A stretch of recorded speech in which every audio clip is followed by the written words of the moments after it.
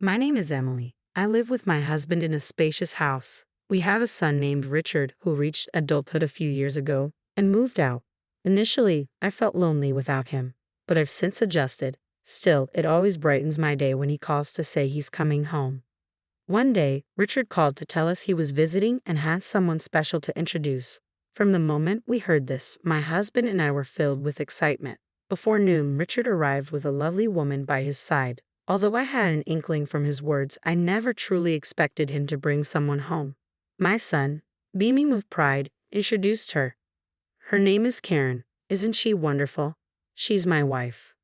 I was momentarily stunned, struggling to grasp his words.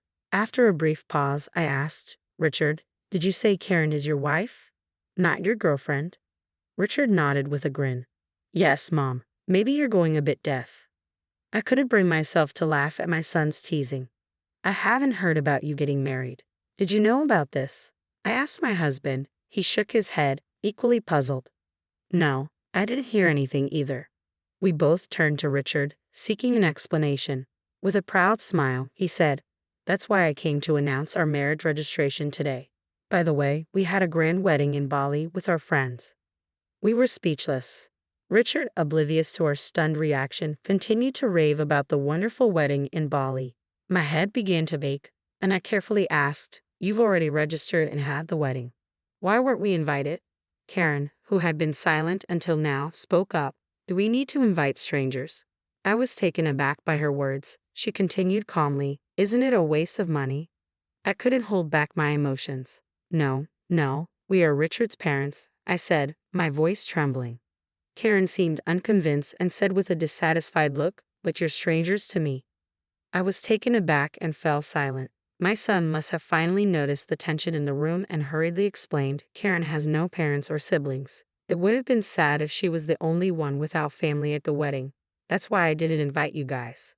Hearing about Karen's situation left me at a loss for words. I thought if that's the case, maybe it could be understood. Of course, I wasn't entirely satisfied, but I told myself it was too late since the wedding was already over. After the newlyweds left, I confided in my husband. I wonder if those two will be okay. He shared my concern but said, It's their decision. They're already married. All we can do is watch over them. Although I agreed with him, I couldn't just leave it at that. So I decided to try to bridge the gap with Karen. I got my son's phone number and decided to reach out. When Karen realized it was me on the phone, her tone immediately turned sour. What do you want? I realized my call might have made Karen uncomfortable, so I quickly explained my reason. I got some delicious treats and I thought I'd bring them over to you next time. Karen replied, Oh, I don't need that. In fact, I don't even plan to give you my address. I couldn't help but ask why. Karen calmly answered, I don't want to give personal information to strangers. Please delete my phone number. Before I could say anything else, she hung up. After that, I couldn't get in touch with Karen. I realized my gesture must have felt like an intrusion to her. Feeling down, I shared my worries with my husband. He comforted me, saying, There's still time. Don't rush. Forcing closeness won't necessarily lead to good results. Just hope that she'll open her heart to us someday. I took a deep breath and nodded. You're right. A month after I stopped trying to contact my son and his wife, my son suddenly reached out. What's going on? I asked. He told me Karen is pregnant. I was thrilled by the happy news. Knowing how tough it can be for a first-time mother without her parents, I asked for their address so I could go help. But my son said, No, I can't give you the address. We don't need help, just money. Give me your bank account number so I can transfer it. I tried to explain to my son how difficult childbirth could be, but he wouldn't listen. Moreover, he said that Karen herself was against it. In the end, I transferred only the money as my son requested. After that, I never heard from him again. There was not even a report of the child's birth. A year passed, and despite my attempts to call, I eventually couldn't reach him at all. It seemed my son no longer thought of us as family. Even if I wanted to confirm it, there was no way to get in touch. Feeling helpless, I went to the local supermarket one day and met a familiar face. At first, I didn't recognize him, but when he called out to me, I realized who he was. It's been a long time. Do you remember me? I'm David Johnson. Hearing the name, my memory came rushing back. He was a friend my son often brought home during high school. I didn't recognize him at first because in my mind he was still a high school student. David, you've grown up so well. I said, looking at him closely. David seemed pleased and a bit shy. Then I noticed the woman standing next to him. She wore a matching ring with David, and her belly was noticeably large. I involuntarily covered my mouth and exclaimed, "Oh my!" David nodded shyly. "This is my wife, Olivia. Our child is due in 2 months." "Olivia, is it? Congratulations." "Thank you," Olivia said, looking momentarily confused before smiling happily. After a brief exchange of pleasantries, we parted ways quickly, not wanting to impose on the expectant mother. 2 months later, I received an email from David. We had exchanged contact information during our reunion because he wanted to share the news of the birth. The email included a photo of their newborn baby, a truly adorable little one. As I looked at the picture, I couldn't help but imagine what it would be like if it were my own grandchild. I looked at the photo of the baby, someone I had never met, and found myself shedding a few tears. I emailed David, offering to send a gift to celebrate the occasion. Shortly after, a flustered David called me. "I didn't reach out with that intention, so please don't trouble yourself." I couldn't help but chuckle at David's apologetic tone. "That's not it. I just want to celebrate, since I can't do anything for my own grandchild." There was a pause on the other end before David asked, "Something happened with Richard, didn't it?" I remained silent, and David continued. "I was hesitant to tell you, but actually," he revealed a shocking story. Olivia was originally Richard's girlfriend. Richard had chosen another woman and unceremoniously dumped Olivia. That woman was Karen. Olivia was devastated after being abandoned by Richard, and I couldn't leave her to deal with it alone. I tried to convince Richard to make things right, but he wouldn't listen. Eventually, I gave up and ended our friendship. David's story ended there. At that moment, I felt a deep sense of anger toward both my son and Karen, despite being my own child. I also realized that my actions had unintentionally reminded Olivia of her painful past. Even though I wasn't aware of it, I had caused her distress.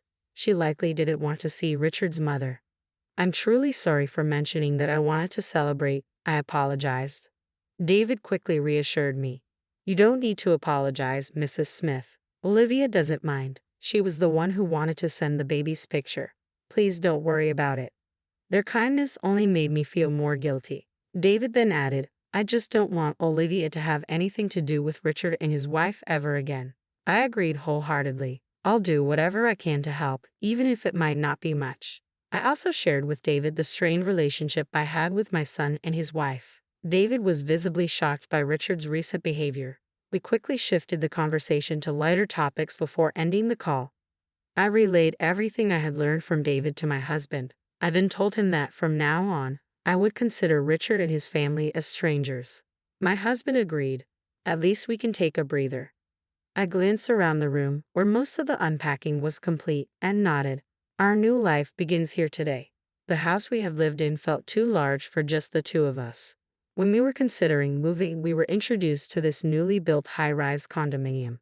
We had planned to inform our son about the move, but ultimately decided against it. I headed out to buy ingredients for dinner. As soon as I stepped out the front door, someone called out to me, "Mom." I turned around, unsure of what I was seeing, and there was my son, approaching with a slight smile. "Why didn't you tell me you moved?" "I was surprised to find strangers at the old house. I had to search quite a bit to find you," he said. I met his gaze with stern eyes. "I didn't need to tell you. You're a stranger to me." Richard seemed taken aback by my change in attitude and grew flustered. "What are you talking about? I'm your son." I ignored him and started walking. Richard quickly fell into step beside me and continued talking. Mom, I want to apologize for everything that's happened. I was misled by Karen. You must have some extra money if you're living in a new high-rise condo, right?" Despite Richard's attempts to engage, I kept walking. Seeing that I wasn't responding, Richard's tone grew anxious. Karen was a habitual liar. Her claim of having no family was false. She was actually disowned by her parents due to a romantic scandal at her previous job. When I glanced at my son, he misunderstood my silence and continued to criticize Karen. "Karen came to me for money after she couldn't make it on her own after quitting her job. I was just deceived. I should be able to live in that high-rise condo too." I stopped and faced him. He seemed hopeful that I was finally ready to listen, but I held his gaze firmly and said, "You chose that dishonest woman despite being in a relationship with someone else. This is the consequence of your actions." Richard looked stunned by my words. I delivered my final message. Your only family now is Karen. You two are perfectly suited for each other. Leaving him there, I walked away and contacted David. I was concerned that Richard might cause trouble for David or Olivia. As I feared, Richard had tried to apologize to Olivia and asked David to mediate between us. He even said something absurd like, "You two got married because of me." David, at his breaking point, announced he was severing ties with my son and warned that he would call the police if Richard continued to harass them. In a panic, Richard fled. Afterward, Richard tried to spread malicious rumors about David and Olivia among their mutual friends but was met with disdain instead. Karen, who was supposed to be his only ally, abandoned him, running off with another man after squandering all of Richard's savings and left their child behind. Seeing the situation worsen, we decided not to intervene despite hearing the rumors. Eventually, Richard came to us with the child in tow. "You must feel sorry for your grandchild, right? Let us stay here," he pleaded. My husband, who had been silent until now, exploded in anger. "Don't be ridiculous. Stop acting like a spoiled child at your age. You're no longer our son but a stranger. Get out." Frightened by our harsh reaction, my son fled, leaving the grandchild behind. My husband quickly locked the front door while I gently picked up the child. The little one, oblivious to the situation, reached out to my husband with a smile. Seeing that innocent smile, my husband and I shared the same thought. While we have no intention of forgiving our son and Karen, the child is innocent. We exchanged a nod and decided to raise this child ourselves. I heard that my son is now doing physical labor, likely struggling to make ends meet with a job he detests. Despite his hardships, he hasn't tried to come back home, though even if he did, the outcome would be the same. My husband and I are fully occupied with caring for our grandchild. Although raising a child at our age is challenging, the child's smile gives us the strength to keep going. For tasks that are too difficult, we rely on the help of David and his wife, for which we are deeply grateful. It seems that a leisurely retirement is still a distant dream, but for now, I want to savor the time with my